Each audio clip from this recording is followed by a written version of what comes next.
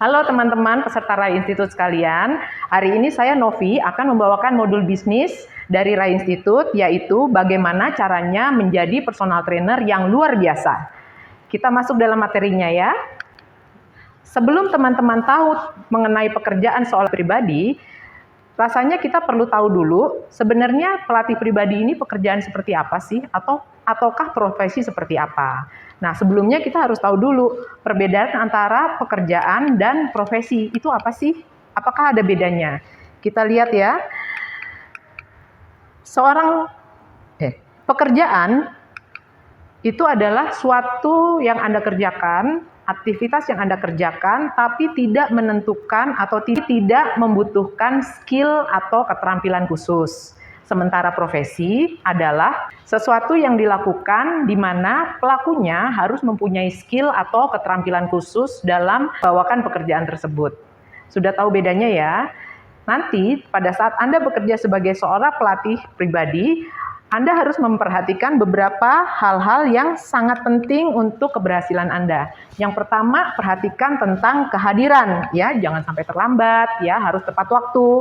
Lalu Anda juga harus memperhatikan paperwork atau administrasi, ya, karena itu nanti berhubungan dengan bagaimana Anda mempertanggungjawabkan hasil dan uang yang sudah dibayarkan oleh klien Anda.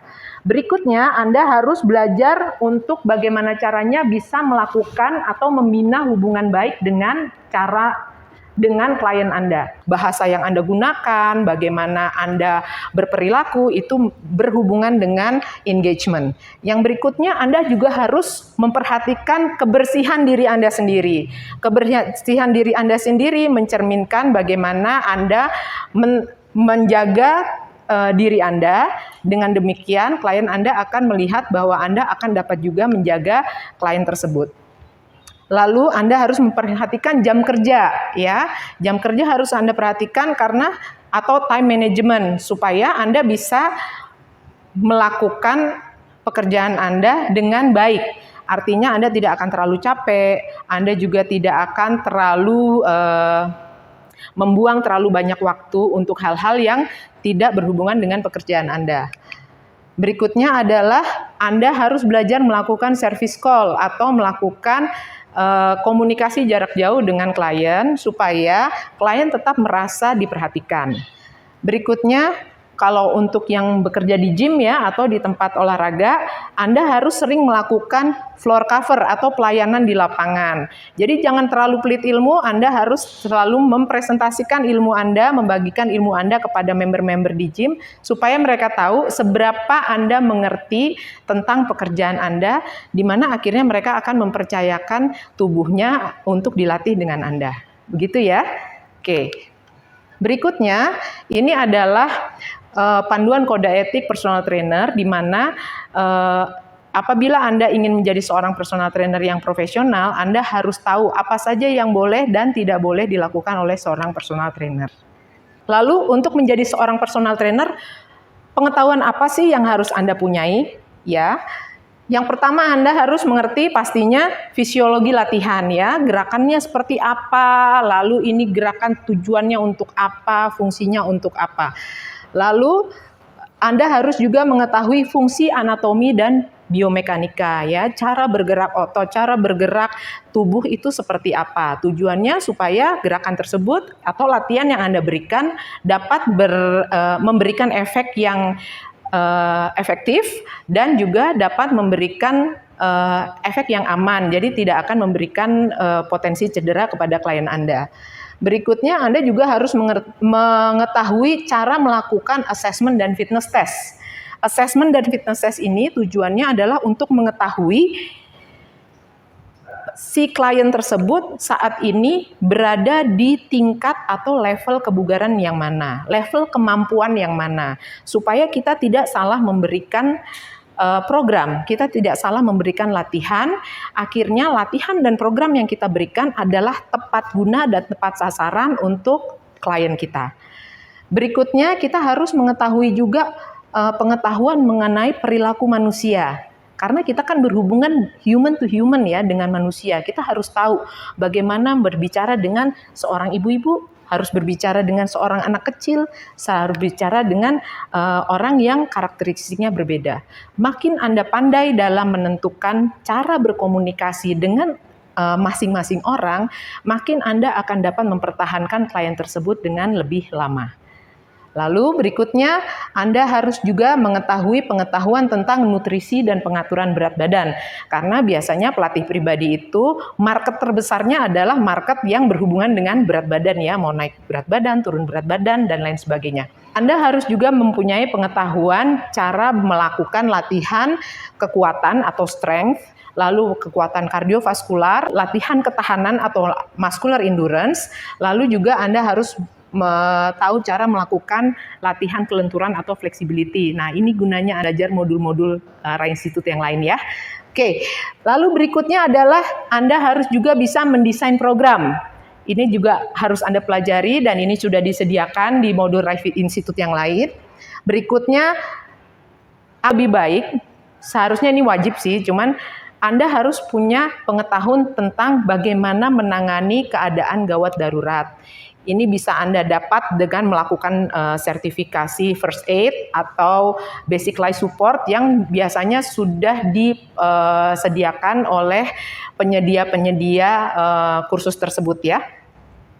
Berikutnya Anda harus juga mengetahui cara berkomunikasi dengan baik. Ya, nanti harus dipelajari. Anda harus belajar tentang manajemen waktu, lalu belajar tentang marketing, bagaimana memasarkan diri Anda, dan akhirnya juga dengan public speaking.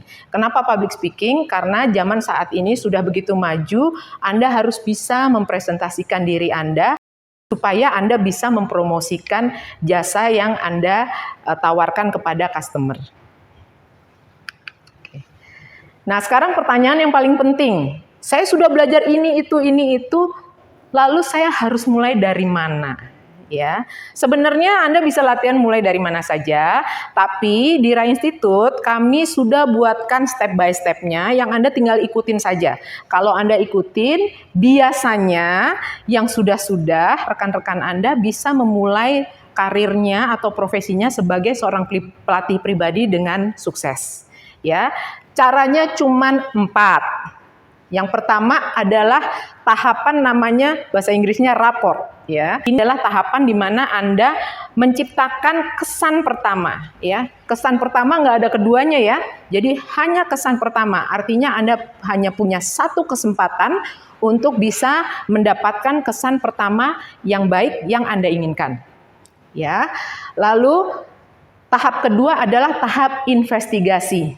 Oke, tahap investigasi ini adalah tahap di mana Anda mengetahui atau mencari tahu lebih dalam tentang calon klien Anda.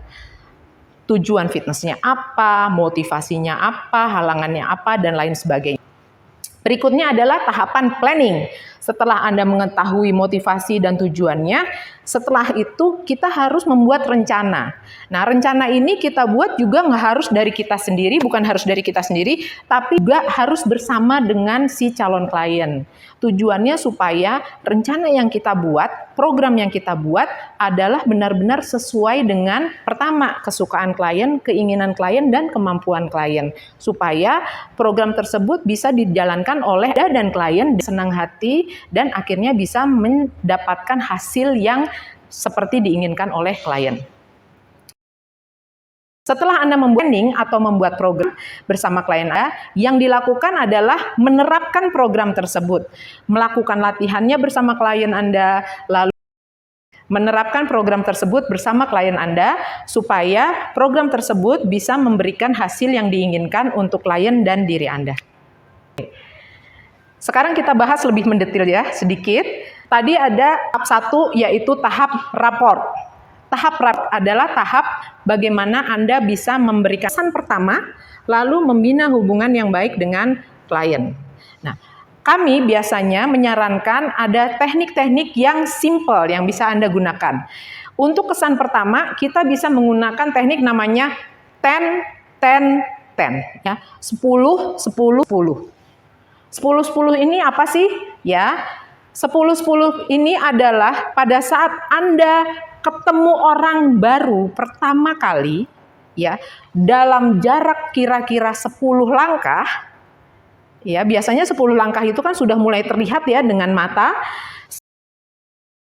10 langkah itu Anda sudah memberikan seluruh perhatian Anda kepada si orang tersebut atau si calon klien tersebut. Perhatiannya berupa apa? Ya, pertama berupa sapaan. Karena ini masih 10 langkah, jadi sapaannya masih berupa gestur ya. Contohnya, ya, oke, ya. Lalu berikutnya sapaan berupa senyum, ya. Tunjukkan bahwa wajah Anda bersemangat atau wajah Anda senang bertemu dengan dia. Tatapan mata, eye contact, senyum, wajah, body language atau bahasa tubuh Anda, semua sudah dicurahkan kepada si klien tersebut supaya klien tersebut dapatkan kesan pertama yang menyenangkan pada Anda. Lalu berikutnya, berikutnya adalah begitu Anda sudah mendekat klien tersebut, lakukan perkenalan. Perkenalan Anda lakukan hanya dengan kata-kata yang padat dan singkat saja. Contohnya, salaman sambil berkata, "Halo Pak, nama saya Novi, saya pelatih pribadi di sini." Atau misalnya, "Halo Pak, selamat datang, saya Novi, saya pelatih pribadi yang kemarin menghubungi Bapak." Gitu ya. Lalu berikutnya, terakhir apa? Seluruh proses tersebut, 10 langkah dan 10 kata tersebut, Anda harus selesaikan dalam waktu 10 detik saja. Artinya gimana? Jadi pada saat Anda 10 langkah ketemu tadi ya, pada saat Anda menghampiri si klien, hampiri dengan tergesa-gesa ya, dengan buru-buru. Mungkin lari kecil ya. Tujuannya untuk apa? Supaya seluruh proses tersebut selesai dengan cepat dan si klien akan mendapatkan kesan bahwa dihargai, bahwa kita atau Anda menghargai dia, menghargai waktu dia, tidak menunggu lama. Oke? Nanti kita praktek ya. Berikutnya adalah grooming. Grooming adalah bagaimana Anda merawat diri Anda. Bagaimana Anda mempresentasikan diri Anda secara visual, ya. Rambut harus rapi, wajah harus bersih, ya. Jangan berminyak kanan kiri. Lalu untuk yang wanita mungkin gunakan make up, ya. Lalu rambut gunakan perapih rambut, mungkin kalau yang wanita dikuncir atau yang laki-laki mungkin gunakan gel ya atau pomade gitu supaya Anda terlihat rapih dan bersih. Perhatikan kebersihan kuku, perhatikan bau mulut, bau badan, ya. Itu sangat penting untuk karir Anda sebagai seorang pelatih pribadi. Oke. Lalu bahasa yang Anda gunakan juga harus profesional, ya. Indonesia mempunyai 200 lebih dialek bahasa, tapi kita punya satu bahasa persatuan, betul nggak? Bahasa Indonesia. Jadi kalau Anda mau terlihat profesional, lebih baik Anda gunakan bahasa yang banyak digunakan secara profesional oleh di negara kita, yaitu bahasa Indonesia. Tidak masalah kalau nanti pada saat Anda sudah akrab dengan klien, Anda akan menggunakan bahasa daerah di mana Anda lebih nyaman juga nggak masalah. Tapi pada saat kesan pertama, karena kita ingin terlihat dan terdengar profesional, gunakan bahasa Indonesia yang benar dulu. Yang terakhir adalah yang paling mudah, yaitu senyum ya.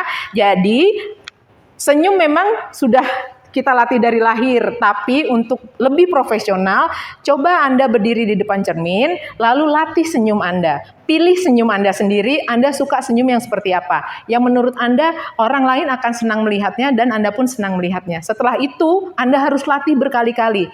Supaya nanti pada saat Anda tidak di depan kaca, wajah Anda udah otomatis akan senyum seperti itu.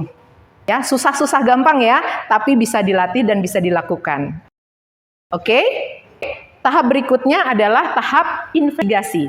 Di dalam tahap ini, kita berusaha menggali lebih dalam apa sebenarnya yang diinginkan oleh klien. Apa yang diinginkan, apa motivasinya, apa halangannya. Dan tahap ini membutuhkan teknik komunikasi tertentu. Biasanya teknik yang kita gunakan itu adalah pertama mendengar, lalu bertanya, Lalu kita pasti dulu jawabnya. Berikutnya kita tanya untuk menggali sesuatu yang lebih detail lagi.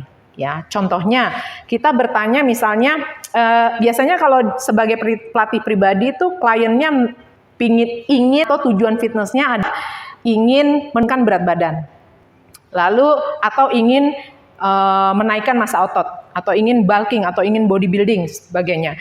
Nah, pada saat kita bertanya tujuan Bapak Ibu untuk tujuannya apa? Nanti biarkan dia cerita, biarkan dia jelaskan sampai dia puas. Jadi sesi ini adalah sesi tentang si klien atau si klien menceritakan atau memberikan informasi kepada kita. Tugas kita adalah mendengar dan merekam dulu. Tujuannya apa sih? Keinginan si klien apa? Lalu pada dia sudah tidak bisa menjelaskan lagi, kita pastikan apakah pemahaman kita itu sesuai dengan apa yang dia inginkan. Karena bisa aja kita kan salah pemahaman. Contohnya, kita tanya, Ibu tujuan latihannya atau tujuan fitnessnya untuk apa? Oh, soalnya Mbak mau turun badan.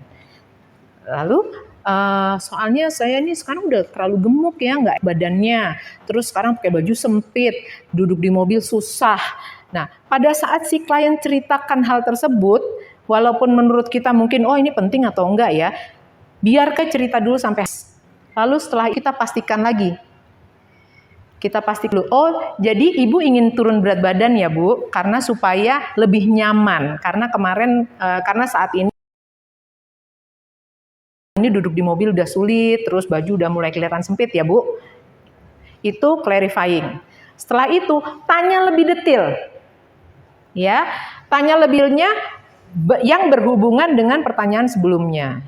Ibu ingin turun berat badan, turunnya berapa banyak sih Bu? Sampai sekurus apa? Dalam bayangan Ibu mau turun itu nanti badannya seperti apa? Itu sudah pertanyaan yang lebih menjurus. Oke, nanti si Ibu akan cerita lagi dan akan kembali lagi ke proses ini.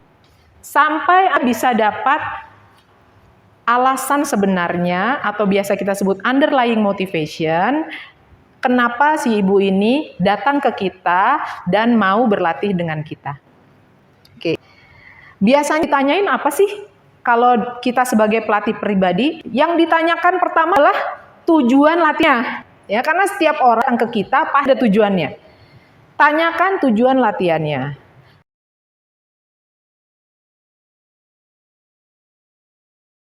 Lalu selain itu di tengah-tengahnya kita tambahkan lagi, kita ingin tahu kesukaannya apa, ya aktivitas kesukaannya. Ada orang sepeda, ada orang suka zumba, ada orang suka weight training, ya.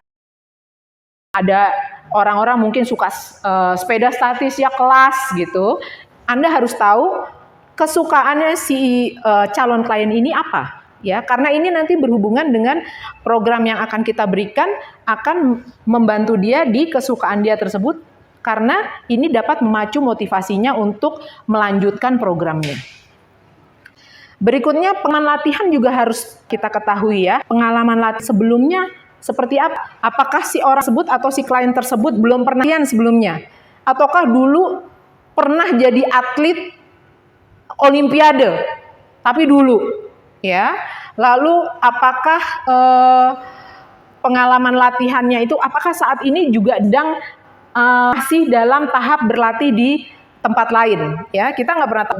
Banyak sekali klien-klien atau calon klien yang dia sudah punya program latihan di tempat lain. Misalnya dia sudah ikut yoga di satu studio, dia ikut zumba, dia udah ikut yang lain, tapi dia ingin latihan dengan kita karena dia punya ekspektasi tertentu. Oke, lalu yang berikutnya motivasinya apa sih yang membuat dia datang ke kita untuk melakukan program dengan kita? Motivasinya apa? Lalu kita juga lihat sikapnya. Apakah orang tersebut bersemangat? Apakah orang tersebut terlihat lesu? Ya, mungkin saja dia dipaksa sama orang tuanya, mungkin bisa jadi. Nah, sikap dia terhadap latihan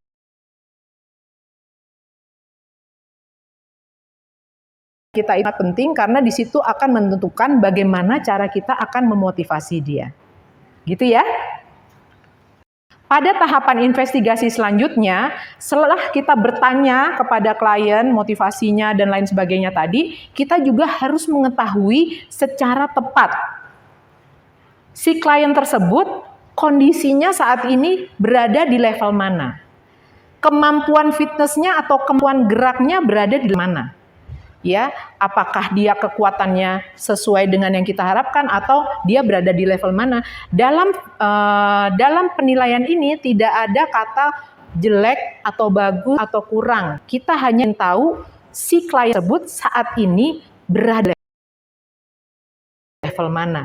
Karena dengan tahu level si klien tersebut, kita jadi bisa memberikan atau membuatkan program yang tepat sasaran dan tepat guna bagi klien. Sehingga yang pertama efektif atau bisa memberikan hasil yang sesuai kita inginkan. Yang kedua aman. Ya, karena kita tidak akan memberikan program yang mungkin terlalu berat atau terlalu sulit bagi si calon tersebut. Untuk mengetahui hal tersebut, biasanya kita melakukan fitness test dan health assessment. Fitness test di dalamnya berisi tes yang kita lakukan terhadap kemampuan kardiovaskulnya, lalu kekuatan ototnya, kelenturan otot, ketahanan otot, dan keseimbangan komposisi tubuhnya. Dari situ kita bisa tahu kemampuan gerak si orang tersebut seperti apa. Lalu untuk assess kesehatan, kita bisa mengukur melalui pertama waist to hip ratio, lalu yang kedua adalah tekanan darahnya dan heart rate. Ya, jadi pada saat fitness test dan asesmen kesehatan kita melakukan hal-hal tersebut. Tapi harap diingat bahwa asesmen kesehatan itu hanya kita lakukan sebatas ranah kita sebagai pelatih pribadi ya, bukan secara medis. Di sini kita hanya lakukan pengukuran tersebut, 3 hal tersebut hanya untuk mengetahui pertama resiko atau potensi resiko kesehatan yang mungkin bisa dimiliki oleh si klien tersebut. Namun hal ini kita lakukannya sebagai gambaran dasar saja dan bukan digunakan untuk diagnosa suatu kondisi kesehatan ya, karena kita bukan dokter. Begitu ya. Oke. Selanjutnya kita sudah tahu detail tentang kondisi kesehatan, kondisi kebugaran si klien, kemampuan geraknya, motivasinya, tujuannya, dan lain sebagainya. Kita masuk dalam tahapan pembuatan program. Ya, untuk membuat program itu jangan kita buat sendiri saja satu pihak, karena nanti Anda akan melakukan bersama dengan klien. Ya, nanti yang melakukan ini adalah klien Anda.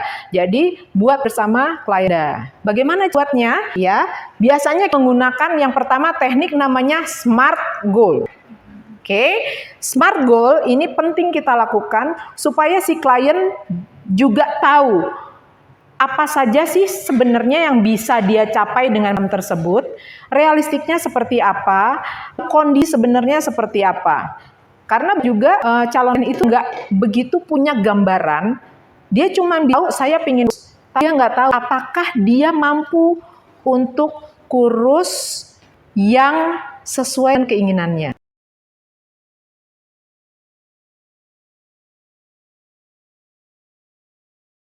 Apakah kemampuan badannya bisa mendapatkan hasil seperti yang dia jadwalkan? Ya, banyak juga klien yang ingin, saya 3 bulan lagi tuh ada kawinan, jadi saya harus turun 5 kilo. Nah, hal-hal tersebut itu bisa kita sinkronkan pada tahapan SMART goal. Berikutnya Anda tinggal membuat program. Membuat program biasanya kita menggunakan yang paling sederhana adalah teknik FITT, yaitu frekuensi, intensity, time, dan type. Gitu ya. Oke, lanjut ya. Setelah Anda membuat programnya sudah sesuai dengan keinginan klien, dan klien juga sudah setuju bahwa oke, kita bisa melakukan program tersebut, saatnya action ya. Saatnya Anda melatih si klien tersebut ya. Pada saat melatih klien, jangan lupa komunikasinya diperhatikan. Cara kita berkomunikasi dengan klien saat melatih itu, kita bisa menggunakan teknik yang namanya show, tell, do. Oke, show itu memperlihatkan, ya. Anda harus memperagakan. Tell itu Anda memberikan instruksinya melalui kata-kata. Lalu do itu buat si klien melakukan. Ya, kita praktek ya. Kenapa ada teknik show, tell, do? Ya. Secara general, manusia mempunyai 3 jenis cara belajar atau cara menangkap informasi. Ya, yang paling besar mayoritas manusia itu belajar melalui pandangan. Ya, jadi apabila kita memberikan instruksi melalui visual, kemungkinan sebagian besar orang bisa menangkap baik. Tapi ada sebagian orang lebih pandai menangkap informasi melalui pendengaran atau audio. Nah, tipe orang seperti ini, dia biasanya tidak dapat dengan mudah menangkap informasi melalui visual atau pandangan. Dia harus dikasih tahu dengan kata-kata. Ya, jadi Anda sebagai seorang pelatih pribadi harus bisa atau harus punya kemampuan untuk memberikan instruksi melalui kata-kata juga. Yang berikutnya, ada tipe yang harus merasakan, harus experience, harus kena sentuhan, tipe kinestetik. Nah, untuk tipe ini biasanya dia kesulitan untuk menangkap informasi atau instruksi Anda melalui kata-kata atau melalui pandangan. Karena Anda harus memandu si klien tersebut dengan sentuhan. Gitu ya. Oke. Mari kita contohin ya, contoh. Untuk visual, belum tentu Anda harus memperagakan. Contohnya gerakan squat. Belum tentu Anda harus melakukan squat. Oke? Bisa juga dengan seperti ini. Berdiri tegak. Kaki dibuka selebar pinggul. Ya, pandangan ke depan. Bahu ke belakang. Oke? Ya, ini hanya melalui instruksi. Jadi instruksinya belum tentu Anda harus melakukan gerakan tersebut, tapi instruksi melalui gestur. Dagu angkat. Oke? Sementara untuk audio, buat instruksi melalui kata-kata. Ibu, tolong berdiri tegak, buka kaki selebar pinggul. Tulang punggung tegak, sekarang ibu duduk ke belakang pelan-pelan. Lalu berdiri ke atas sambil buang nafas. Oke, sementara untuk orang kinestetik, dia harus dipandu. Contohnya, ambil bangku di belakang, ya. Lalu minta untuk Bapak, coba Bapak, ya, duduk ke belakang lalu berdiri. Duduk ke belakang lalu berdiri. Oke. Nah, yang jadi masalah, kadang kita tahu pada saat baru perkali kenal kita tahu orang ini visual kinestetik atau auditori ya, gitu. Untuk amannya kita lakukan semuanya. Caranya gimana? Contohnya seperti tadi untuk melakukan squat. Oke Bapak, sekarang berdiri tegak, tulang punggung tegak ya, kaki dibuka selebar pinggul, badan tegak, oke, bahu ke belakang. Sekarang kita duduk ke belakang pelan-pelan. Duduk ke bangku ya Pak, pelan-pelan ya. 1, 2, 3. Oke, duduk. Lalu berdiri. Oke, lakukan 10 kali ya.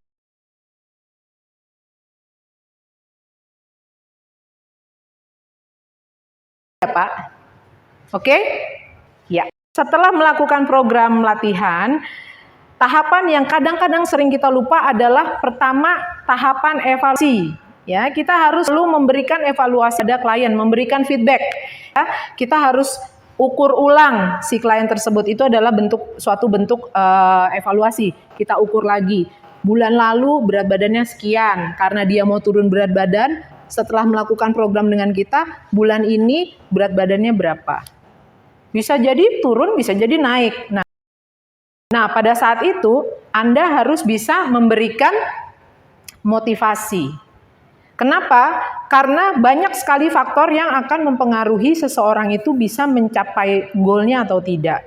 Tapi yang paling penting adalah bagaimana caranya membuat mereka mau meneruskan, mau lanjut untuk melakukan latihan dan program sampai dia mencapai goal atau mencapai tujuan fitnya. Lalu setelah itu Anda harus melakukan modifikasi pada program Anda. Ya, contohnya untuk orang tertentu yang progresnya bagus, program Anda bisa jadi sudah tidak berefek lagi untuk dia. Akhirnya Anda harus melakukan gerakan atau program yang lebih menantang atau lebih sulit, namanya progres.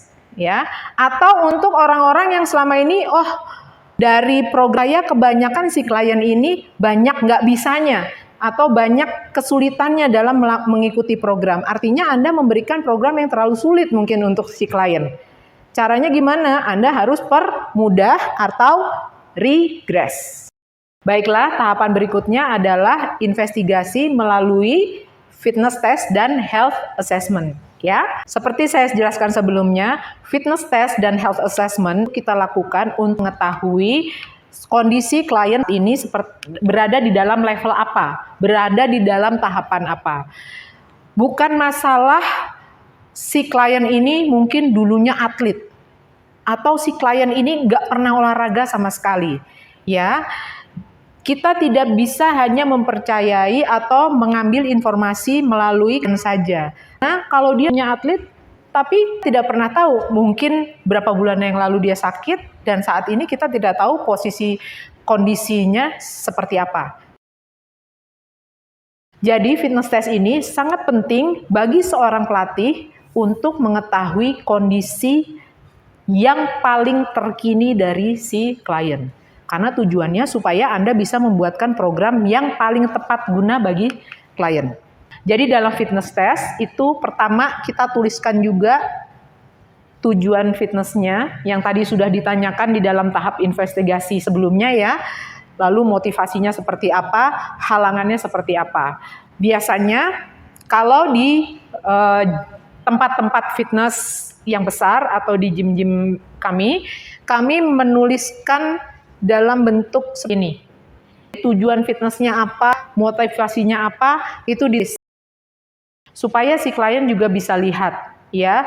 Kalau dia tujuannya mau menurunkan berat badan, tulis di sini menurunkan berat badan, ya. Jadi secara visual pun si klien akan melihat tujuannya. Motivasinya apa, ya. Halangannya apa, ya. Informasi ini sudah dapat dari tahapan investigasi sebelumnya, betul? Ya. Berikutnya kita juga perlu tahu gaya hidup dia 6 bulan terakhir itu seperti apa, ya.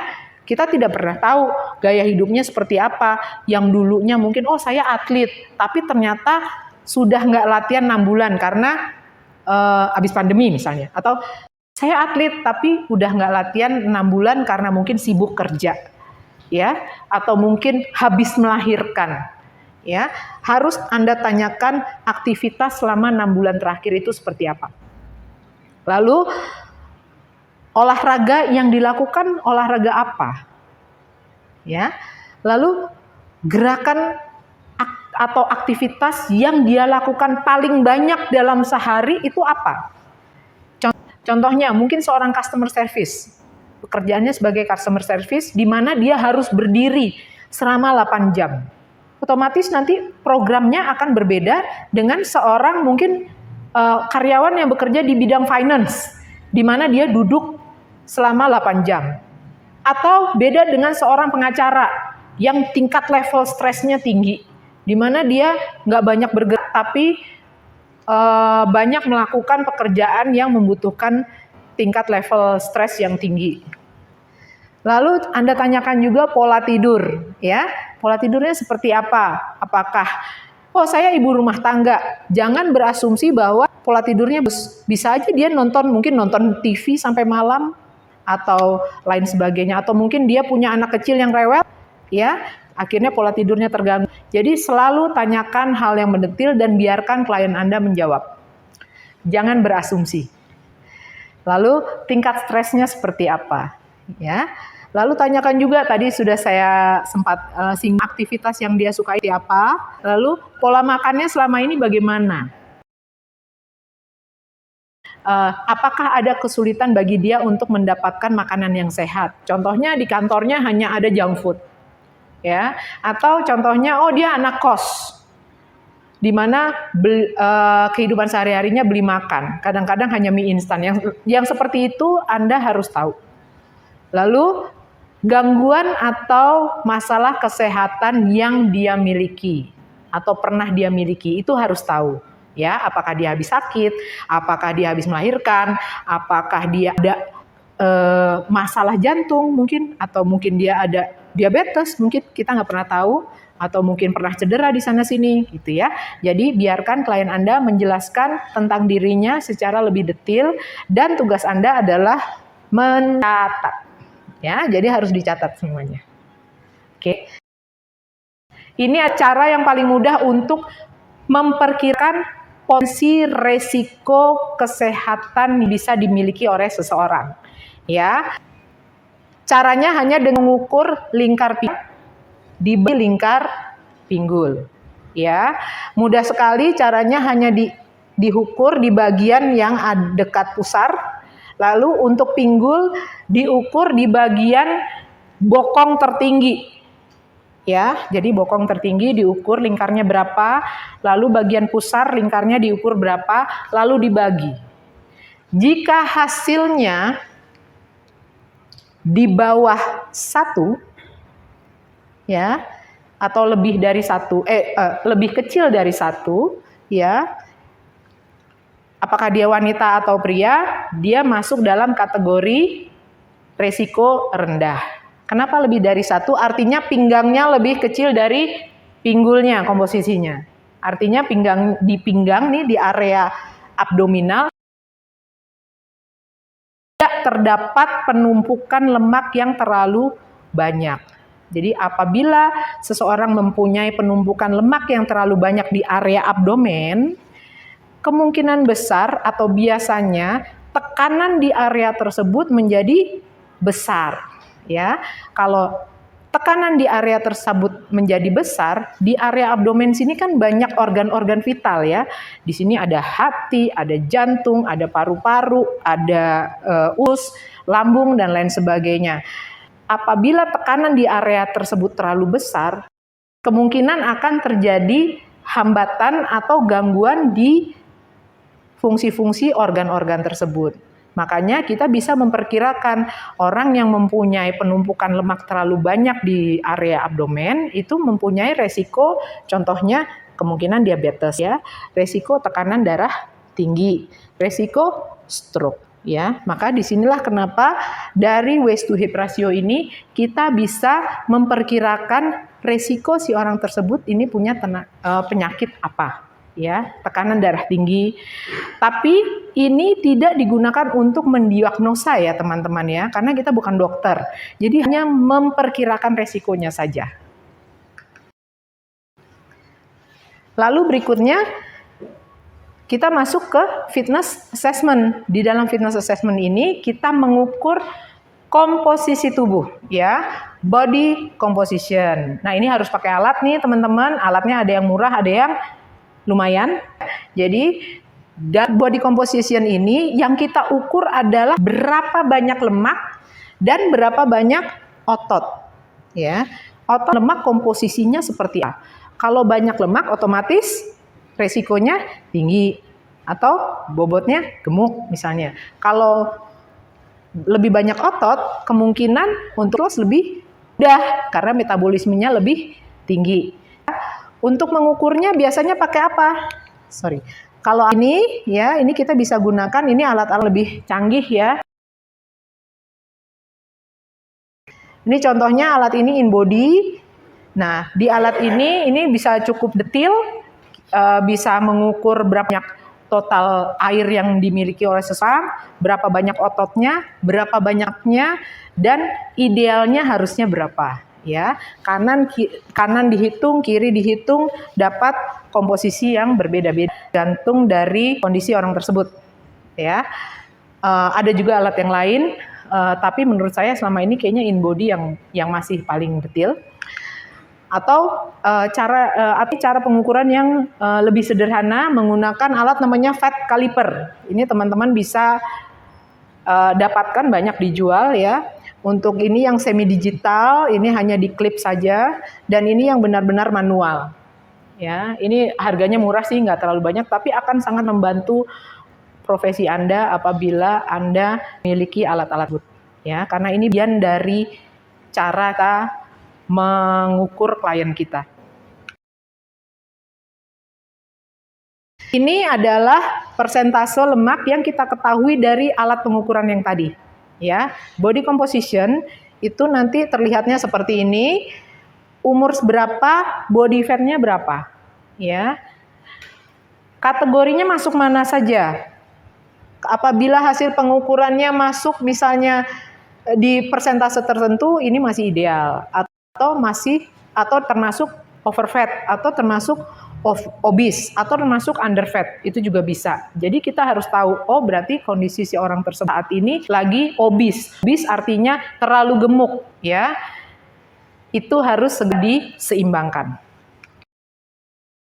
Ini contoh saja. Ini adalah contoh dari lembar fitness assessment yang biasa saya gunakan. Saat melakukan fitness test dengan calon klien, saya akan memberikan skor di sini.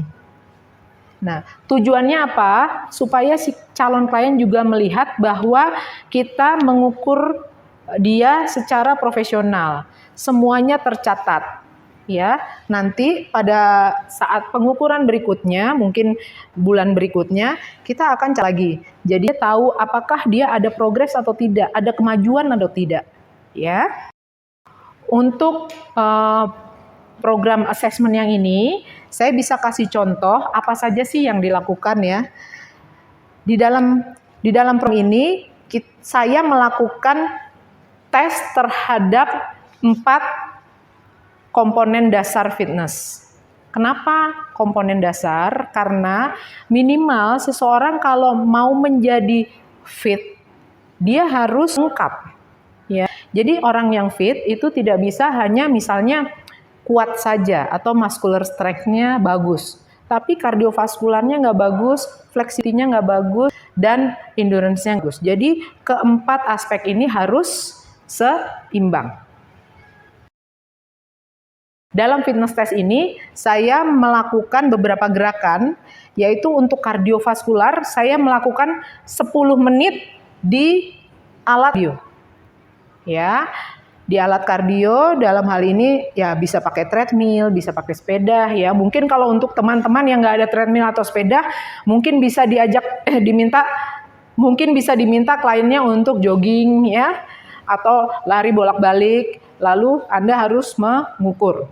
Selama 10 menit itu jaraknya bisa menempuh berapa ya. Nanti teman-teman bisa lihat juga kalau di sheet saya, contohnya kalau treadmill atau lari, ini nanti ada jarak yang ditempuh sudah berapa selama 10 menit, nanti skornya dapat berapa. Nanti skornya ditulis di sini. Oke ya. Untuk kardiovaskular, lalu untuk flexibility atau kelenturan. Di flexibility ini saya mengukur kelenturan bagian depan bahu dan bagian belakang.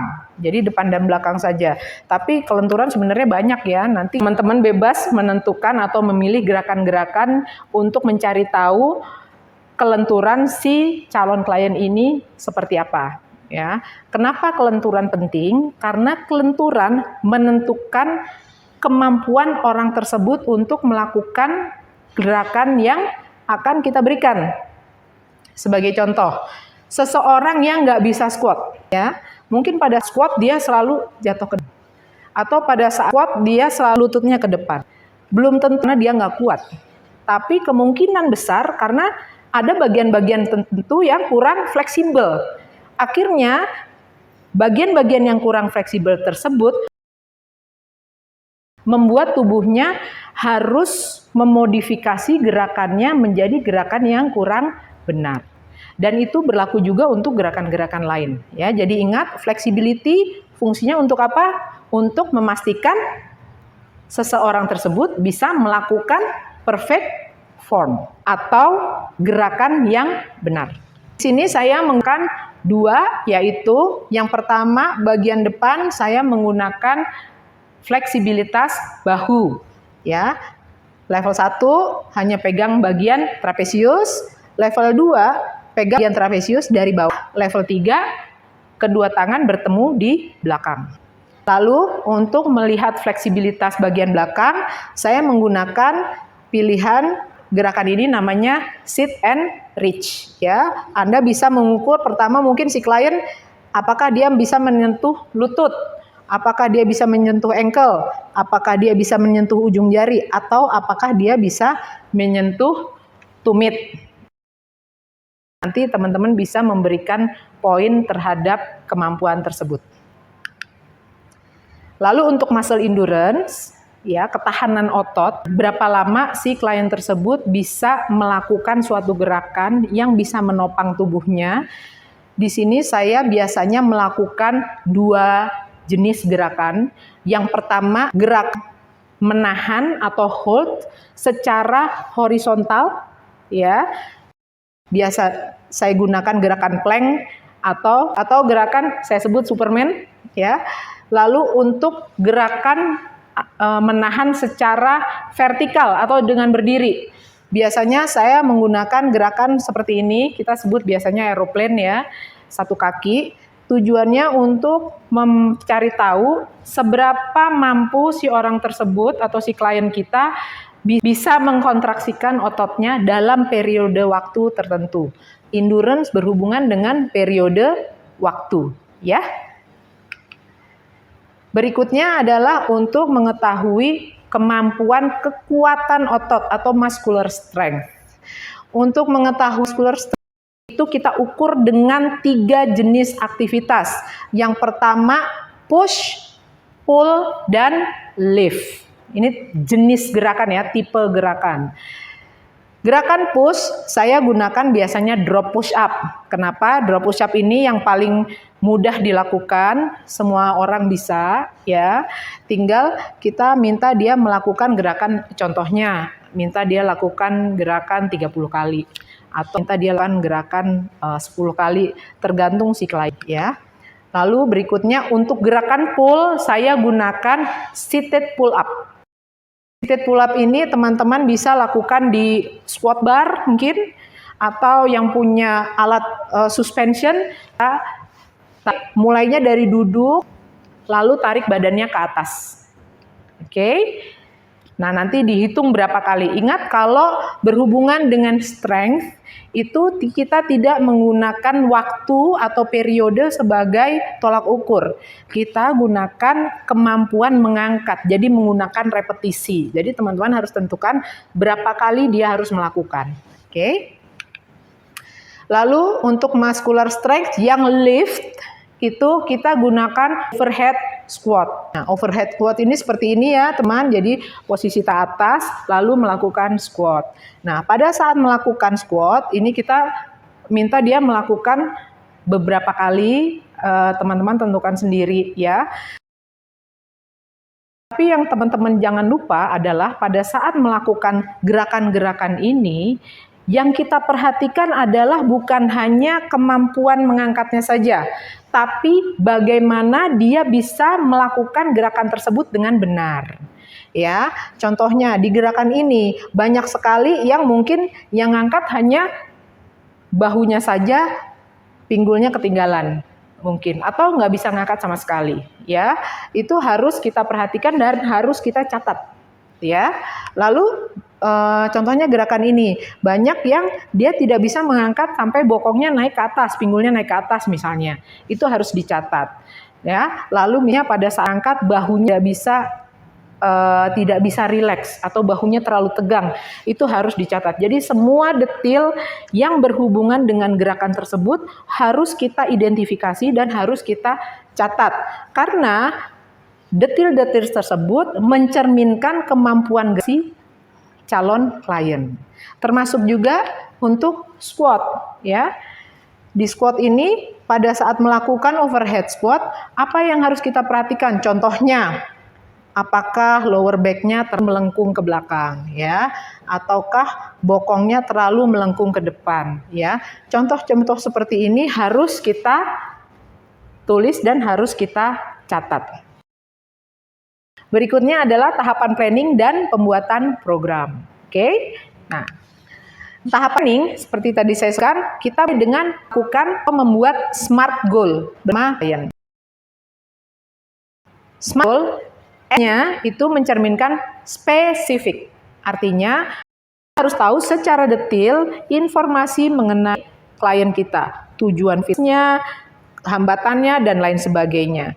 Biasanya dalam fitness test, bagian spesifik ini sudah Anda lakukan di depan. Betul nggak? Jadi pada saat pertama kali bertemu dengan klien, diajakin ngobrol, ditanya tujuannya dan lain sebagainya, itu harus Anda catat karena ini nanti masuk ke dalam tahapan spesifiknya.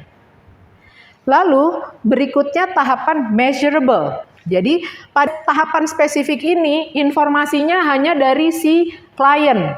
Dia inginnya apa, gambaran dia seperti apa, tujuannya seperti apa dan lain-lain. Ya, dia ingin turun 5 kilo, dia ingin langsing sampai bisa pakai jeans ukuran berapa, ya, itu kan dari maunya klien. Nah, di tahapan measurable, kita terjemahkan keinginan si klien tersebut menjadi ukuran yang bisa kita ukur. Kita terjemahkan keinginan si klien tersebut menjadi format angka yang bisa terukur. Contohnya, dia ingin turun berat badan. Kita harus tahu turun berat badannya itu berapa. Ya, misalnya saya ingin turun berat badan pokoknya sampai bisa pakai celana ukuran 35. Gitu ya. Anda harus tulis ukuran 35 itu kira-kira berat badan dia berapa. Lalu Anda tulis saat ini berat badannya berapa. Misalnya saat ini ibunya beratnya 80 kilo. Dia ingin turun 5 kilo. Artinya 85 dikurang kilo, artinya beratnya akan menjadi 75 kilo. Atau misalnya dia ingin pakai celana ukuran 35. Saat ini ukurannya 38. Berarti dari 38 ke 35. Nah, itu kira-kira berapa senti? Oh, berarti si ibu ini dia ingin pinggulnya turun 5 senti. Seperti itu ya. Kenapa butuh measurable? Karena kita butuh untuk bisa mengukur seberapa banyak yang harus kita kejar. Misalnya dia mau turun berat badan 5 kilo. Saat ini berat badannya 80. Berarti dia harus turun menjadi 80 dikurang 5 jadi 75. Begitu ya. Kita sudah mengetahui berapa yang harus kita kejar, lalu kita menyusun action plan. Ya, action plan ini nanti berhubungan juga dengan yang tadi pertanyaan yang kita tanyakan, kesukaan dia seperti apa, kemampuan dia datang berapa kali seminggu, dalam sekali datang itu dia bisa latihan berapa lama, ya, itu harus ditanyakan kepada klien. Lalu setelah itu kita akan membuat rencana program, ya. Secara realistik kita juga harus menjelaskan kepada klien. Bu, ibu kan pingin turun berat badan dari 85 ke 40. Berarti ibu harus turun 45 kilo. Realistis nggak? Ya. Anda harus jelaskan. Kalau itu realistis, harus jelaskan bisa berapa lama, ataukah itu bisa dicapai, atau nggak realistis, Anda harus jelaskan. Kenapa nggak realistis? Contohnya, ada orang mau turun berat badan dari 100 kilo jadi 45 kilo. Tapi kemampuan kardiovaskularnya baru jalan 5 menit udah ngap-ngapan. Realistis nggak? Tetap bisa realistis, tapi secara realistis Anda harus jelaskan. berapa lama dia bisa mencapai tahapan tersebut. Betul? Contohnya, oh saya latihan, saya mau ikut ikut lomba maraton. Saya mau menang lomba maraton. Tapi saat Anda fitness test, dia boro-boro lari. Jalan aja 5 menit udah. Nah, ini realistis nggak? Realistis, tapi realistisnya harus jelaskan. Bisa, tapi proses seperti ini, seperti ini. Supaya klien tersebut tahu apa yang akan dia hadapi setelah dia mengikuti program Anda. Apa yang dia bisa harapkan dengan mengikuti program Anda. Jangan sampai dia merasa Anda bisa bilang iya bisa di depan, tapi Anda tidak menjelaskan secara realistis, akhirnya si orang tersebut merasa kecewa. Dia merasa sudah susah-susah latihan, sudah capek, luangkan waktu, tapi kok hasilnya belum. Kenapa? Karena di awal Anda tidak jelaskan secara realistis berapa yang bisa dia capai. Lalu yang terakhir jangan pernah lupa time bound-nya. Jangka waktunya juga dijelaskan. Supaya si klien ini tahu, oh wajar saya baru 1 bulan, saya belum turun 40 kilo. Kenapa? Karena menurut perhitungan yang dibuat oleh klien saya baru bisa turun 40 tuh setahun misalnya. Ya. Nah, kenapa ini penting? Karena ini nanti akan mempengaruhi motivasi klien, akan mempengaruhi keinginan dan semangat dia dalam menjalankan program dengan Anda. Gitu ya. Ini adalah contoh SMART goal, bisa teman-teman desain sendiri ya. Kalau mau download di internet juga banyak, macam-macam modelnya. Lalu setelah itu kita mulai tahapan membuat program. Kalau saya secara sederhana biasa kita pakai program yang berdasarkan FITT. Pertama frekuensi, berapa kali dia datang seminggu akan menentukan program yang akan kita berikan seperti apa. Lalu intensitasnya seperti apa? Ya, apakah kita gunakan intensitas tinggi ataukah kita gunakan intensitas rendah, tergantung tujuannya. Ya, lalu tipe latihannya seperti apa? Nah, untuk tipe itu biasanya kalau saya berikan latihan yang paling dasar, ya, yang seluruh orang harus punya. Lalu saya bumbui dengan latihan-latihan yang sesuai dengan kesukaan si klien supaya dia tetap bersemangat ya. Berikutnya adalah time, ya. Dalam satu sesi itu mau dikasih porsi latihan berapa lama? Latihan A dikasih berapa lama, latihan B dikasih berapa lama, latihan C dikasih berapa lama. Untuk pembuatan program nanti bisa dipelajari di modul untuk pembuatan program ya teman-teman ya. Baiklah teman-teman, sekian dulu presentasi dari saya. Nanti kita akan belajar lagi pada saat pertemuan dan praktek pada saat pertemuan ya. Makasih. Sukses untuk Anda.